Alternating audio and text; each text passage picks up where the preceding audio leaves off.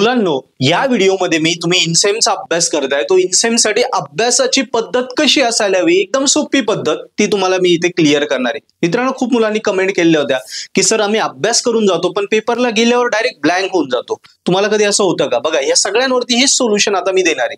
Second, भरपूर अभ्यास करतो पण पेपरला गेल्यावर डायरेक्ट वाटतं आउट ऑफ सिलेबस आहे, कळतच नाही, प्रश्नच कळत नाही. थर्ड, अभ्यास वेगळा करतो प्रश्नपत्रिका वेगळीच पडते, असं वाटतं अरे वेगळंच काहीतरी केलं, वेगळंच काहीतरी आलं, आपण केलं तर हे आलंच नव्हतं.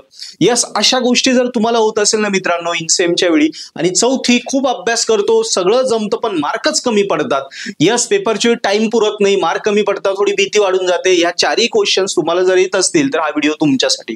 मित्रांनो बघा, छोटा काही खूप मोठा चेंज नाही करायला मी सांगणार. तुम्हाला माहिती, प्रत्येक वेळी आपल्या भाषेमध्ये आपल्या पद्धतीने सिंपल वेनी गोष्टी सांगत असतो. ज्या स्ट्रॅटेजी मी फॉलो करतो, मुलांना शिकवतो, देतो, त्याच तुम्हाला देत असतो. येस, सो पहिलं काय करणार आहे बघा, समजा आता अभ्यासाची आयडिया सांगतो तुम्हाला. एक पद्धत कशी असायला हवी आता फास्ट स्टडीमध्ये. हा एक युनिट आहे, समजा युनिट 1, बरोबर. आता याच्यावरचे प्रश्न प्रश्नपत्रिकेमध्ये कुठे येणार आहे समजून घ्या. प्रश्नपत्रिकेत कुठे येणार आहे याच्यावरचे प्रश्न? हा युनिट 1 झाला. हे आहे तुमचं पुस्तक, ओके, किंवा तुमचा अभ्यास चालू आहे समजा, ओके. आता ही आहे क्वेश्चन पेपर. याच्यामध्ये युनिट 1 चे क्वेश्चन येणारे क्वेश्चन नंबर 1 एबीसी बीट, किंवा त्याला और क्वेश्चन नंबर 2 एबीसी बीट किंवा एबी बीट और एबीसी बीट, ओके, या प्रकारे. नंतर युनिट 2 आला, हा इकडे क्वेश्चन पेपरचा सेकंड आला, ओके. हा युनिट 2 आला. युनिट 2 चे कुठे येणार इकडे आपल्याला माहिती, क्वेश्चन नंबर 3 आणि त्याला और क्वेश्चन नंबर 4, बरोबर. आता काय करायचं असतं मित्रांनो, अभ्यास करताना स्ट्रॅटेजी ही फॉलो करायची. यस, की पहिल्यांदा आता हा जो युनिट आहे या युनिटमध्ये काय नंबर ऑफ 8-10 टॉपिक असतात. समजा 4, 5, 6, 7, 8 टॉपिक आहे समजा या युनिटमध्ये. या युनिटमध्ये समजा 5 टॉपिक आहे, बरोबर. प्रत्येक युनिटमध्ये नंबर ऑफ टॉपिक असतात. आता अभ्यासाची पद्धत आपल्याला काय करायची आहे की मुलं चूक काय करतात पहिल्यांदा समजून घ्या. की मुलं पूर्ण अभ्यास झाल्यानंतर मग प्रश्नपत्रिका हातात घेतात, तेव्हा काय, त्यामुळे काय चूक होते समजून घ्या.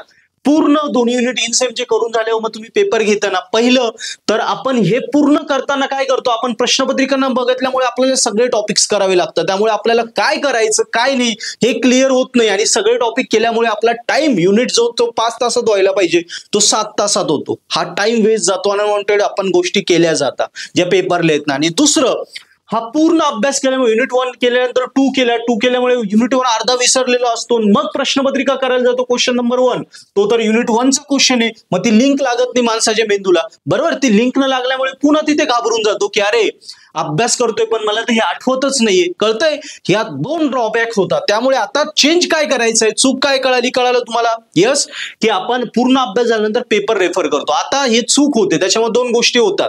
एक तर आपला वेळ खूप जातो, दुसरं आपण मागचं केलेलं विसरून जातो, अनवॉन्टेड गोष्टी करतो. मग आता बरोबर काय करायचं आपल्याला, तर बघा, जो टॉपिक आहे, टॉपिक झाला की लगेच त्या टॉपिक वरचा क्वेश्चन करायचा. आपल्याला माहिती युनिट 1 चे प्रश्न कुठे येणार आहे, क्वेश्चन नंबर 1, 2 मध्येच येणार आहे.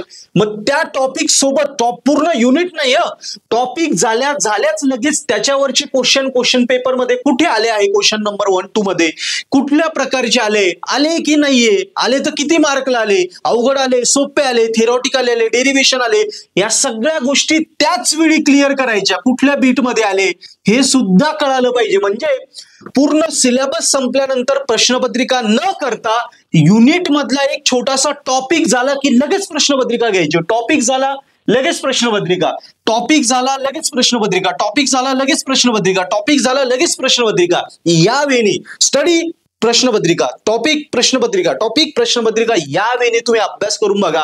याने काय होईल माहिती का, तुमचा तर अनवॉन्टेड जो टाइम जातो बिनकामाचे टॉपिक करण्यात तो सेव्ह होईल. कारण तुम्हाला जे एक्झामला येणार आहे ते कळून जाईल, तुम्ही तेच करशाल, टाइम वाचला. 5 तासाचं युनिट 7 तास न जाता 3 तासात होईल. दुसरं, प्रश्नपत्रिका कसं येते, पॅटर्न काय असतो हे क्लिअर होऊन जाईल. पॅटर्न क्लिअर होतो, त्याच्यानंतर प्रश्नपत्रिका बघण्याची भीती, पेपरला गेल्या ब्लँक होतो, ती राहणार नाही. कारण प्रश्नपत्रिका बघायची एवढा कॉन्फिडन्स आलेला आहे, पेपर कसा येणार आहे कसं येतो हे माहिती राहणार आहे. त्यामुळे ब्लँक तुम्ही होणारच नाही. त्याच्यानंतर वाटतं आउट ऑफ सिलेबस केलं, कारण अभ्यास करणं आणि प्रश्नपत्रिका सोडवणं बोथ आर डिफरंट थिंग. पण आता हे दोन्ही सायमल्टेनियसली केल्यामुळे तुम्हाला असं वाटणार सुद्धा नाही की आउट ऑफ सिलेबस आलं. म्हणजे म्हणजे सगळ्या प्रश्नांचं उत्तर इथे भेटून जातो. सो या वेने स्टडी करा. हा अभ्यासाचा जर पॅटर्न फॉलो केला तर बघा इन्सेम मध्ये कमी दिवसात अभ्यास करून तुम्ही वर्गात पहिले असाल, टॉपर होशाल. मित्रांनो स्ट्रॅटेजी आवडत असेल, खूप साऱ्या मुलांच्या कमेंट येतात, यस ते फॉलो करतात त्यांना रिझल्ट येतो. यस, सो या पद्धतीने बघा ह्या मुलाची तुम्ही हे बघा, मी स्क्रीनशॉट दाखवतोय, त्यांनी सगळा स्ट्रॅटेजी फॉलो केलेली होती. यस, त्याने अभ्यास केला, रिव्हिजन केली, नंतर पेपर सोडवले, पेपर पण सरांकडून चेक करून घेतला. आता पुढचं विचारलंय काय झालं, कारण त्याचा कॉलही आलेला की त्याला तेवढा रिझल्ट भेटलेला. यस, सो या पद्धतीने तुम्हाला सुद्धा रिझल्ट येईल, तुम्ही सुद्धा टॉप करशाल मित्रांनो. सो स्ट्रॅटेजी फॉलो करा आणि अभ्यास करताना कुठले विषय अवघड जात असेल ना तर ऑप्शन आहेत, पर्पल हॅट ऍप डाउनलोड करा. ऍपवर सगळं आहे, सॉल्व पेपर आहे, IMP क्वेश्चन आहे, नोट्स आहे आणि मराठी हिंदीमध्ये आपल्या भाषेमध्ये आम्ही शिकवलो. सो ऍपवरनं कोर्सेस जे ऑफरडेबल आहे, कॉलेज क्लास, त्याच्यानंतर तुमचे पुस्तक वगैरे सगळे बाजूला ठेवा, क्वेश्चन पेपर बाजूला ठेवायचं, सगळं असतं. एवढंच करा. बघा 5 तासाचं युनिट 7 तासानं आता 3 तासात आणला, 3 तासाचा तुमचा 2 तासात होऊन जाईल आणि तोही कॉन्फिडेंटली होईल आणि टॉप करशाल तुम्ही. यस मित्रांनो, सो व्हिडिओ आवडला असेल नक्की शेअर करा, पर्पल हॅट ऍप डाउनलोड करा आणि चॅनल सबस्क्राईब करा. थँक्यू.